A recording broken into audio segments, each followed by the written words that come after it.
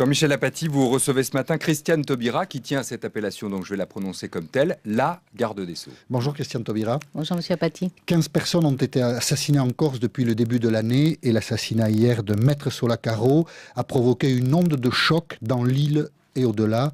Le gouvernement est-il impuissant face à cette violence en Corse? C'est une nouvelle onde de choc parce qu'il y a eu en Corse des assassinats hier d'un avocat bâtonnier, de fonctionnaires, de préfets.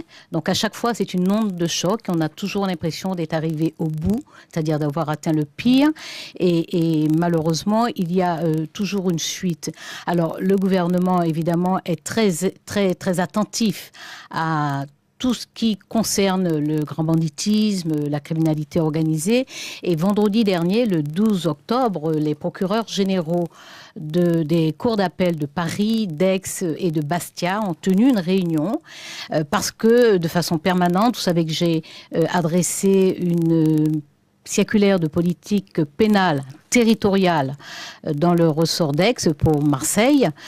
Il y a donc cette mobilisation permanente. Nous nous sommes engagés, le ministre de l'Intérieur et moi-même, à nous rendre très prochainement en Corse. Nous avons déjà eu des séances de travail avec des élus corses. Il y a des statistiques qui sont extrêmement révélatrices puisque la Corse, en taux d'homicide, a des affaires 4 fois supérieure, proportionnellement parlant, à la juridiction de Marseille. Donc ça prouve quand même une prévalence du crime et ce que je disais tout à l'heure, la porosité entre le grand banditisme et des actes terroristes. Mais ce crime, celui de Maître Solacaro, n'est pas un crime comme les autres, parce que certains crimes, c'était aussi le cas de celui dont a été victime le préfet Erignac, alerte les consciences et bouleverse les opinions publiques. Et c'est peut-être là, imagine-t-on, qu'un gouvernement, la puissance publique peut faire quelque chose, peut profiter de l'onde de choc que j'évoquais tout à l'heure pour réagir, et on ne sait pas ce que vous pouvez faire. Le savez-vous vous-même? Oui, bien entendu. La puissance publique non seulement peut, mais doit réagir. Et c'est bien pour ça que j'évoquais cette réunion qui s'est tenue vendredi. Vendredi, il y a 4 jours. Ça suffira? Non, ça ne suffit pas. Mais ça prouve, vous savez que la plupart des affaires qui ont lieu en Corse, et particulièrement des homicides, sont délocalisées et sont confiées soit à la JIRS de Paris, soit à la JIRS de Marseille. Et ça a été le cas d'ailleurs, puisque la juridiction a choisi de se dessaisir au profit de la JIRS de Marseille. Donc voilà, il y a cette mobilisation, c'est-à-dire que ça n'est pas en faisant du tapage, ce n'est pas en faisant des déclarations tous les jours, mais bien en agissant de façon permanente, tellement permanente que je vous rappelle que cette réunion, elle s'est tenue 4 jours avant le meurtre. Donc c'est pas parce que nous avions anticipé le meurtre, mais c'est parce que de façon quotidienne, permanente, les juridictions sont mobilisées, les parquets sont mobilisés, la police judiciaire est mobilisée, que nous étudions les situations de façon à anticiper, mais que évidemment en Corse, il y a cette situation particulière qui est liée à la délinquance et à la criminalité. Vous savez qu'en Corse, je viens de vous parler de la proportion de crimes, homicides ou tentatives d'homicide. Il y a aussi un taux élevé de détention d'armes. Il y a donc un certain nombre d'éléments qui nécessitent une attention particulière du gouvernement, et le gouvernement ne faiblit pas d'une part, et d'autre part ne laisse pas retomber son attention et sa vigilance. Il faut simplement bien se rendre compte que nous héritons d'une situation extrêmement difficile. Sur ces difficultés, nous n'allons pas faire de procès à nos prédécesseurs parce que la situation est extrêmement lourde. Et ce que nous affrontons aujourd'hui, comme vous le dites, bouleverse les consciences et appelle une action majeure. Et vous la verrez très bientôt pour ce qui doit être montré. Mais il y a beaucoup de travail qui est effectué sans tapage. On a le sentiment qu'en Corse, les criminels ne sont pas retrouvés, que les crimes demeurent impunis.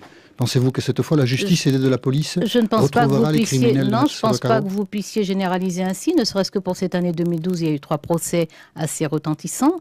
Donc non, il y a les enquêtes aboutissent, elles sont parfois extrêmement difficiles, incontestablement, parce qu'il y a des imbrications, c'est cette fameuse porosité, il y a vraiment des imbrications, il y a des affaires qui ont une allure politiques et qui se révèlent des affaires crapuleuses de grand banditisme. Il y a des affaires qui ressemblent à du banditisme et qui sont liées au terrorisme. Voilà, donc les affaires, certaines affaires aboutissent. Vous n'avez pas le sentiment de l'impuissance ? Non, au je n'ai ministère pas où ce vous êtes par rapport à la sentiment-là, situation en parce Corse? que d'abord, je ne crois pas d'ailleurs que le gouvernement précédent avait un sentiment d'impuissance. Je crois que les forces de police et les forces de justice ont toujours été mobilisées, et puis pas seulement. Les élus de ce territoire sont mobilisés, d'autres forces aussi, sociales, politiques, civiles.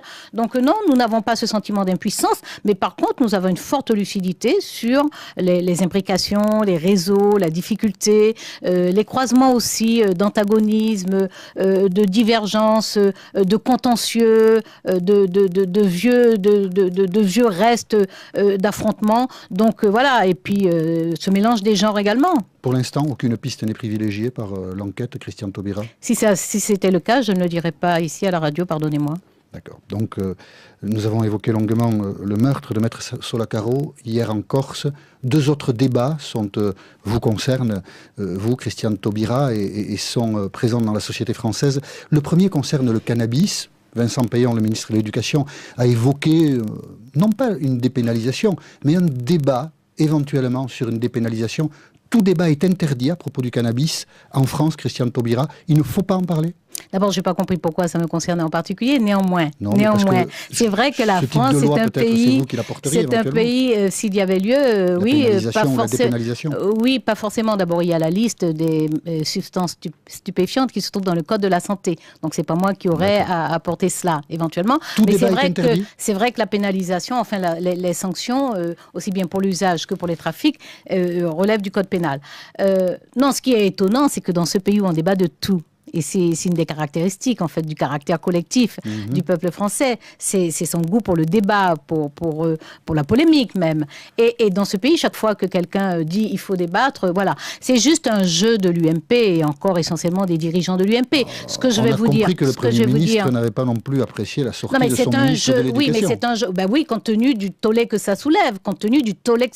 Qu'est-ce qu'il a dit, Vincent Peillon? Ce que je vais vous dire, par contre, c'est que ces dirigeants de l'UMP qui étaient au pouvoir quand même jusqu'au 16 mai, en 2007, dans la loi de prévention de la délinquance, ils ont introduit une mesure alternative qui consiste à un stage de sensibilisation.